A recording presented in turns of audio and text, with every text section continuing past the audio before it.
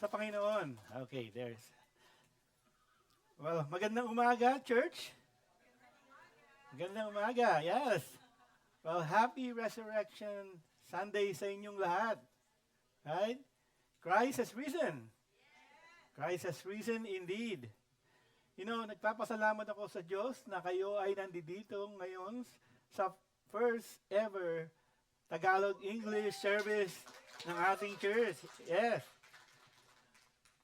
I didn't expect marami kayong taong attend sa umaga ngayon, pero ganun pa man, may mga bago tayong visitor. Welcome. And nakakatuwa na ang first natin ay Easter Sunday pa. Pero ngayon umaga, tatapusin na natin ang series natin, ang daan sa Kalbaryo, patungong Kalbaryo. Kung medyo nahihirapan ako Tagalog, pasensya niyo na ako. Pero sa unang linggo, napag-aralan natin the cup of agony, di ba? Nanalangin si Jesus. Sabi niya, Ama, medyo nasisilaw yata ako, Ama, kung maaari, palampasin mo ang cup na ito sa akin. Ngunit hindi ang kalooban ko ang masusunod, kundi ang kalooban mo ang mangyayari. Kaya ininom ni Kristo ang cup ng paghihirap para sa ating lahat mapatawad ang ating mga kasalanan. Sa week 2, tinignan natin ang corona ng mga tinik, di ba? Simbolo ito ng curse ng kasalanan. Si Kristo ang naging kapalit natin.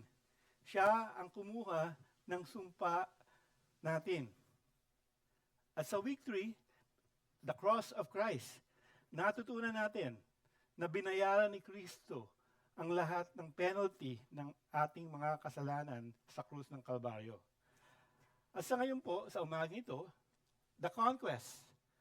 The conquest, ang tagumpay ng muling pagkabuhay ni Kristo. Pero bago po tayo magpatuloy, tayo manalangin muna. Ama namin sa langit, salamat sa araw na ito na ibinigay nyo upang kami ay magsama-samang sambahin ka, Panginoon. Salamat sa krus ng Kalbaryo at sa empty tomb ni Kristo Jesus. Dahil siya ay buhay na, may pag-asa kami beyond the grave. Buksan niyo po, Panginoon, ang aming mga mata ngayon, mga puso at isipan upang makita namin ang kagandahan ng muling pagkabuhay ni Kristo. Para kami rin ay magkaroon ng buhay ng walang hanggang kapiling nyo habang buhay. Ito po ang aming samo dalangin sa pangalan ni Kristo Jesus. Amen. Alam niyo po, sa history ng mundo, maraming naging great conquerors. Si Alexander the Great, maraming sinakop na lupa. Ganon din si Genghis Khan, founder ng Mongol Empire. 4 times bigger ang sinakop niyang lupa kesa kay Alexander. Ganon din po si Napoleon Bonaparte, mahusay na military strategist, dinominate niya ang Europe noong 19th century. Pinanalo nila ang maraming laban. Sinakop nila ang maraming lupa. At pinalawak nila ang kanilang mga kaharian. Pero may limit ang mga panalo nila. Bumagsak ang kanilang empire, nawala ang kanilang kapangyarihan.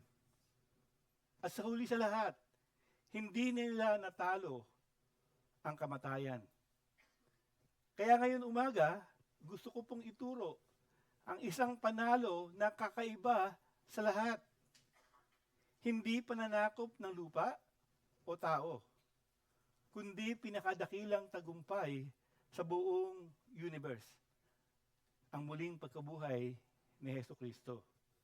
At dito, makikita natin kung papaano tinalo niya ang tatlong pinakadakilang kaaway natin sa mundo ngayon.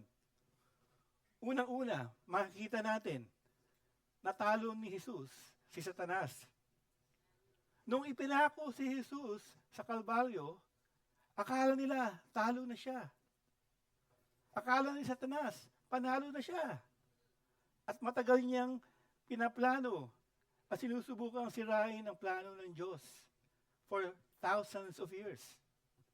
At sabi niya, sa wakas, patay na ang anak ng Diyos. At nakalibing na. Mukhang panalo na siya, di ba?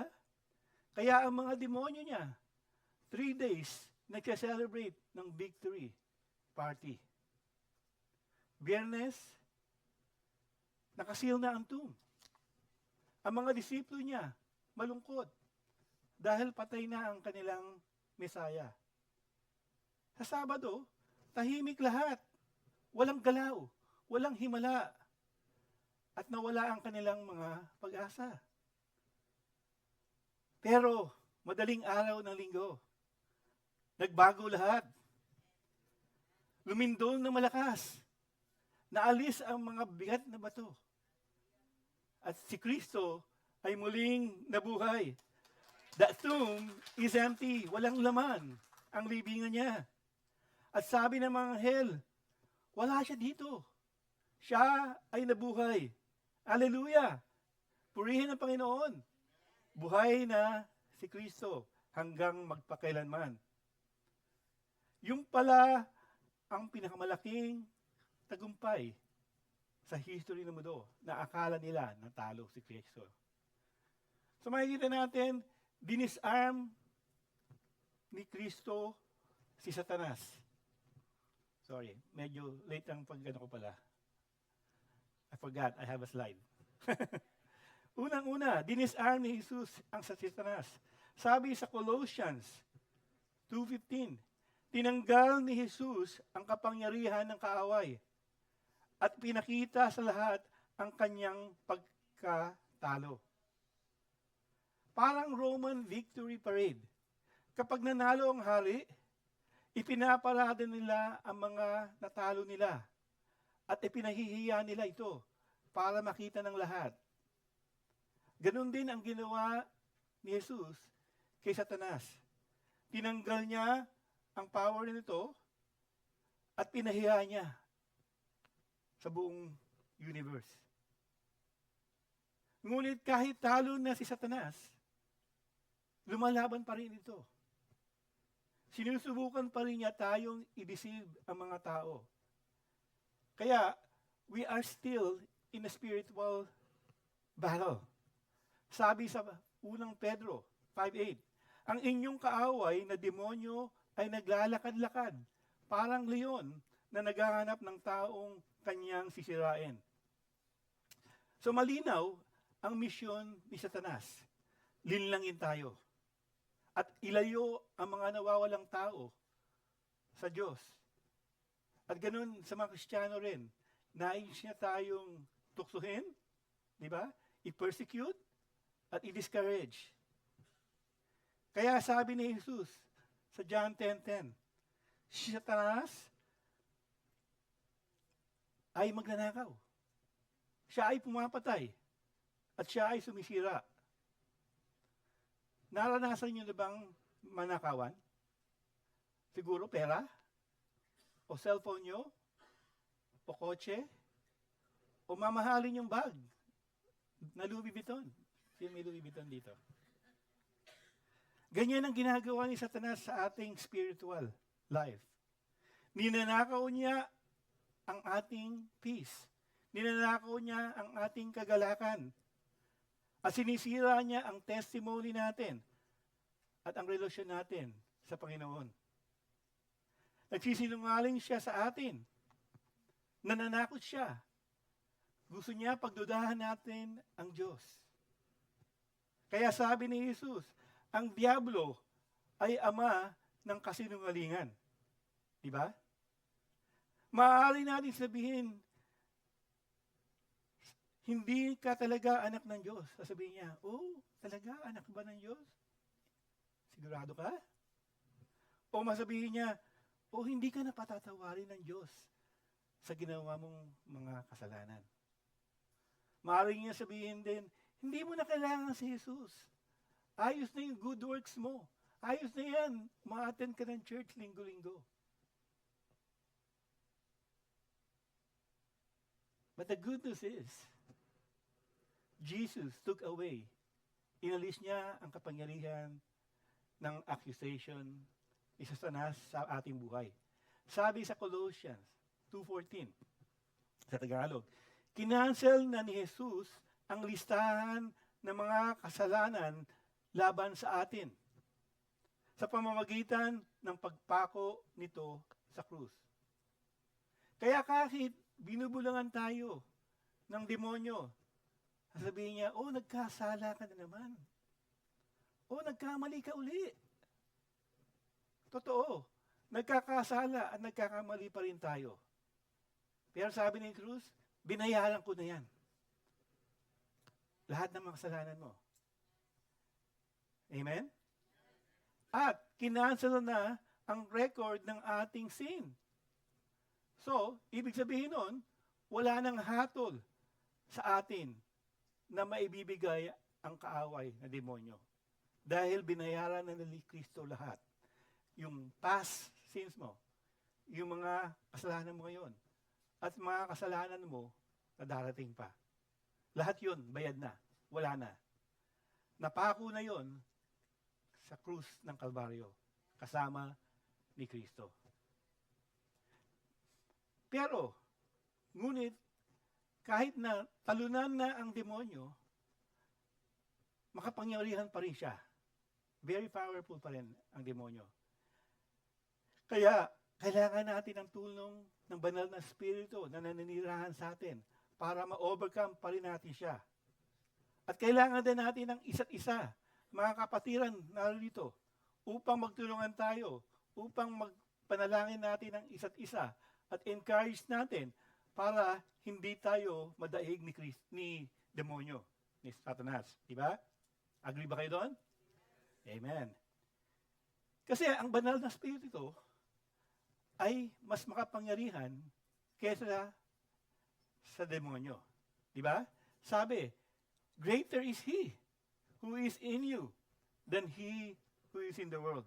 Mas dakila ang nasa atin, ang Holy Spirit, kaysa na ang nasa mundo. Hindi lang kinash ni Kristo ang kasalanan natin, makikita natin, tinalo rin niya ang ating mga kasalanan. Hindi lang si Satanas. Turo sa Biblia, ang pinakamalaking problema ng tao ay kasalanan. Sabi sa Roma 5:12, dumating ang kasalanan sa mundo dahil sa paglabag ni Adan sa utos ng Diyos. Pumasok ang kasalanan sa mundo sa pamamagitan ng isang tao, si Adan. At dahil sa kasalanan ay dumating ang kamatayan. Dahil lahat tayo ay minana natin ang masamang likas o laman ni Adan. Hindi lang ito maling gawa, ang mga kasalanan. Ito po ay kalikasan.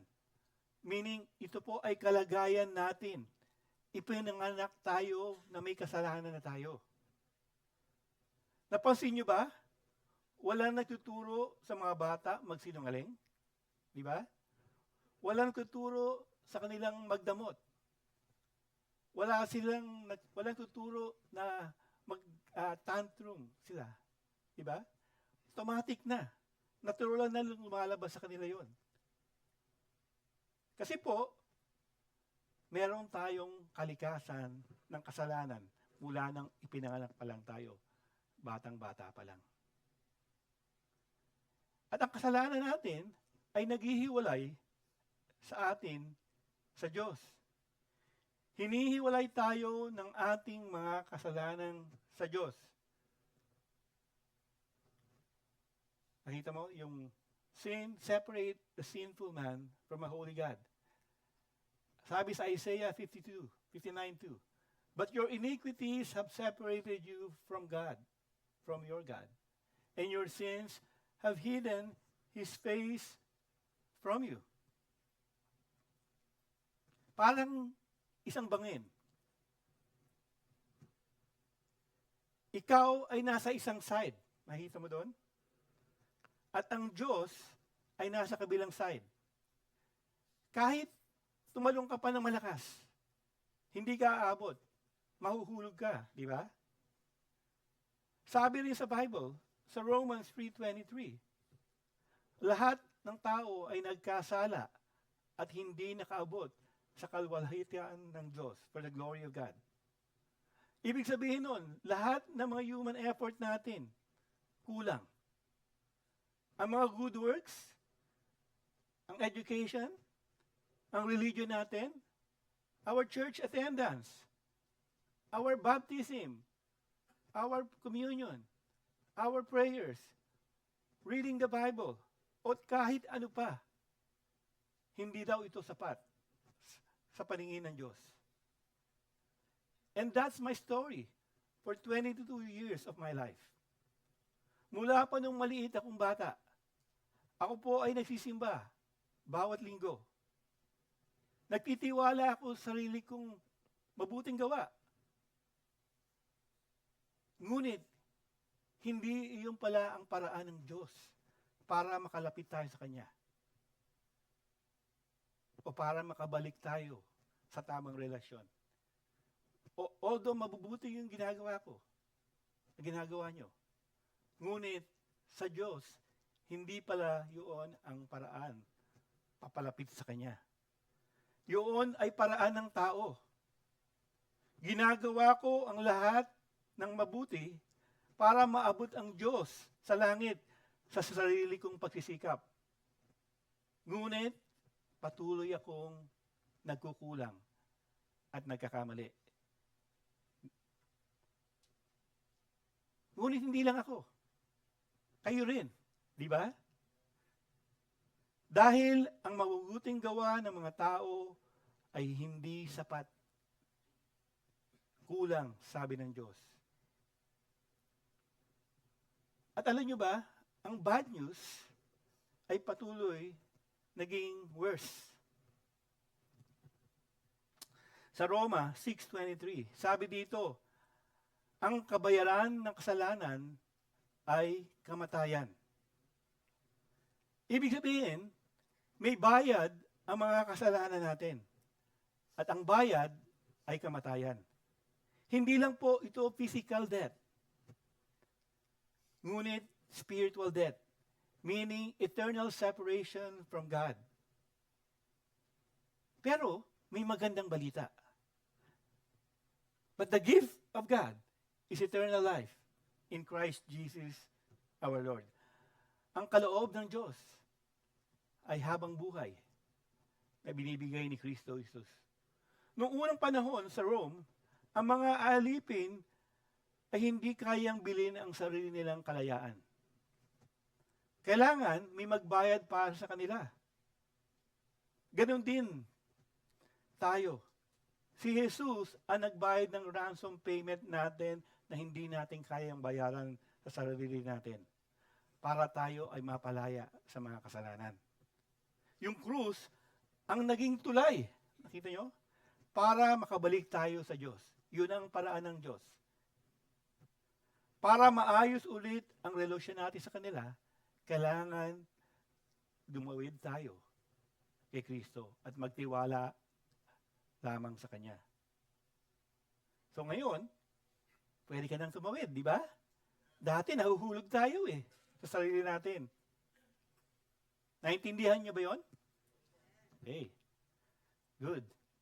Dahil may quiz mamaya. Ngayon, paano natin malalaman na nabayaran na ang ating mga kasalanan? Well, ang muling pagkabuhay ni Kristo,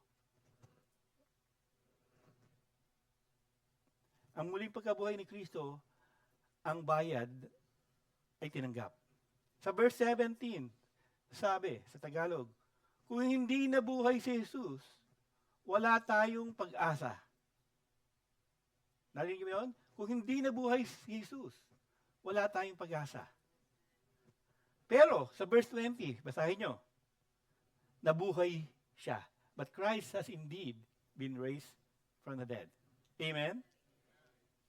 Kapag bumili ka ng mamahaling bagay, bibigyan ka ng resibo. Di ba? Bakit? Ito ay proof of payment. Ang resurrection, ang resibo ng langit. Tinanggap ng Diyos ang kabayaran ni Kristo. Habang nasa krus si Kristo, sabi niya, tetelestai. Sabi niya, tapos na. Bayad na ng buo. Wala na tayong kailangan ibayad. Siya lang ang lahat ng bayad ng mga utang natin. So nakita natin, binayaran, kinonquest si Kristo si Satanas. Kinonquer niya rin ang ating mga kasalanan. And finally, He conquered the second death. Lahat tayo ay mamamatay. Di ba? Walang makakatakas sa atin. At wala pang nakatakas. Except one. Sino yon? Si Kristo. Si Kristo ay pumasok ng kamatayan at lumabas ng panalo. Siya ay nabuhay muli. The Bible speaks of two deaths. Physical death. Sabi sa Hebrew 9:27, isang beses lang mabubuhay ang tao. Tapos, paghuhukom na. And the other death is called the second death. Let's read Revelation 20:14. Sabi, then death and Hades were thrown into the lake of fire. This is the second death, the lake of fire. So yung second death ay lake of fire or impyerno. Isang lugar na walang katapusang parurusa. Habang buhay ka, ang kaluluwa mo ay hiwalay sa presence ng Diyos. Magpakilanman. At na-feel mo ang init ng kaparusahan ng Diyos. Walang katapusan. At ayaw niyong mapunta ron. Originally, hindi ginawa ang impyerno para sa tao. No. Para ito kay Satanas at sa mga demonyo niya. Ngunit, mapupunta ang isang tao doon kapag tinanggihan niya si Jesus. Thank you. Para sa demonyo ang impyerno. Pero sumasama ang ibang tao doon kapag hindi nila tinanggap ang regalo ng Diyos para sa kanila. Ngunit para sa ating mga believers in Christ, we are delivered from the second death. Amen? John 11:25 says, Jesus said to her, to Martha, I am the resurrection and the life. Whoever believes in me, though he die physically, yet he shall live spiritually with God. And everyone who lives and believes in me shall never die. Hindi na kayo mamamatay ang iyong kaluluwa. Do you believe this, Martha? O ilagay yung pangalan nyo. Do you believe this, Lolita? Do you believe this? Huilay? Or Riddell? Put your name in it. And if you believe it, second death has no claim on you.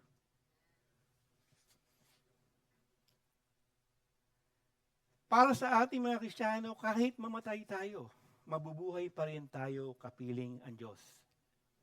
2 Corinthians 5:8, sabi, kapag wala na tayo sa katawan natin, kasama mo na, sino?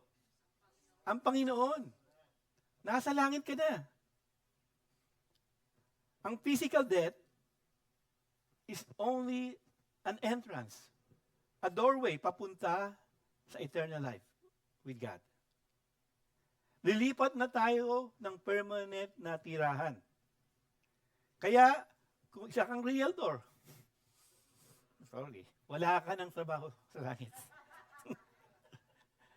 Ganon din kung doktor ka, o nurse, o dentista. Wala nang masakit ng ngipin sa langit. Hindi na masakit ang katawan natin. Wala nang sakit. Wala nang ospital. Wala nang kamatayan. And we have a new, bagong, immortal, and perfect bodies. Gaya ng kay Jesucristo. Amen. In conclusion, Christ's conquest can be yours today. Hindi lang history ang resurrection ni Jesus. Para sa atin to. You can make it personal sa buhay mo. Ngayon. Bumalik tayo uli sa Romans 6:23. Nagustuhan niyo ba yung ChatGPT image ko? Mahirap gawin yan. Ang tanong ko sa inyo, nasaan kayo ngayon? Nasa kaliwa? Nasa wages? Nasa sin, kasalanan? O death? Which leads to hell and second death? O, nasa side kayo ni God? Sa regalo ng Panginoon? Sa side ng eternal life? Para kayo ay patawarin at para kayo ay nasa langit. So ang tanong ko, nasang side kayo ngayon? And where do you want to be? Saan? Kanan. Sa kanan. Totoo yan. Amen. But you have to make a decision. Kung pinili mo yung sarili mong kabutihan, mga gawa, patungong mag-church, o kahit anong sarili mong lakas ang ginagamit mo, hindi ka makakarating sa Diyos. Only the blood of Jesus Christ, shed on the cross, can take you to God the Father. At wala nang iba. Yun lang ang pagtiwalaan natin. Okay? And the gospel message is really simple and clear. Ngunit very powerful. Sabi dito, lahat tayo ay nagkasala. Do you admit that? Yes. At ang kasalanan natin, ang humihiwalay sa Diyos. Do you agree with that? Yes. At ang bayad sa penalty ng ating mga kasalanan ay kamatayan sa impyerno. Ngunit, mahal kayo ng Diyos, sabi niya. Mahal ka ng Diyos. Mahal ako ng Diyos. At sabi ni Peter, he does not desire. Hindi niya nais na mapahamak ang kahit sino man. Kaya, ibinigay niya ang kanyang bugtong na anak sa mundo para sa atin, para hindi tayo mamatay sa ating mga kasalanan. Roma 5:8 sabi, but God demonstrates His love for you and me in this. Kahit na makasalanan pa tayo, kahit patay pa tayo sa kasalanan natin, anong sinabi dito? Namatay si Kristo para sa atin. At ngayon, He can offer you forgiveness. He can offer you peace with God. Magbalikan kayo sa relasyon nyo ng Diyos. And He can offer you eternal life in heaven, forever and ever. Di pa napakaganda nun? So, anong kailangan nyo gawin para mapasan nyo ang buhay na walang hanggang ito? Alam na natin, hindi sapat ang ating sarili. But you have to decide. You have to make a decision. To confess with your mouth that Jesus is Lord. And believe in your heart. Maniwala kayo sa puso nyo na God raised Jesus from the dead. At pag ginawa nyo yan, you will be saved. Kayo ay maliligtas sa lahat ng inyong mga kasalanan. Kaya, huwag na kayo maghintay. Ngayon pa lang. Huwag bukas. Huwag next week. Huwag next year. Ngayon pa lang, tanggapin nyo na si Kristo nyo. Sabihin nyo sa inyong bibig. At maniwala kayo sa puso nyo at sa kaisipan. Hindi ka maliligtas, again, ng iyong religion. Hindi ka maliligtas ng iyong good works. Hindi ka maliligtas ng church attendance o kahit ano pa man. Only Christ. Kaya, mga kapatid, kung handa na kayo ngayong umaga, nais kong sumunod kayo sa isang simpleng panalangin sa Kanya. Kausapin nyo ang Panginoon ng mataimtim sa puso nyo. At sabihin nyo, nais kong iligtas nyo ako sa aking mga kasalanan. Dahil hindi ko kaya itong bayaran ng sarili kong kabutihan. Tayo po ay manalangin, sarado natin ang mga mata natin at ibaw natin ang ating mga ulo. At kausapin natin ang Panginoon Diyos. Kung kayo ngayon po umaga ay handa ng tanggapin siya sa puso nyo, sundin nyo lang po ako sa panalangin na ito.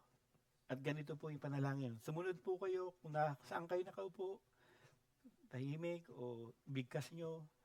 Importante na nakikita ng Diyos ang iyong pusong handang i-embrace siya sa umagang ito.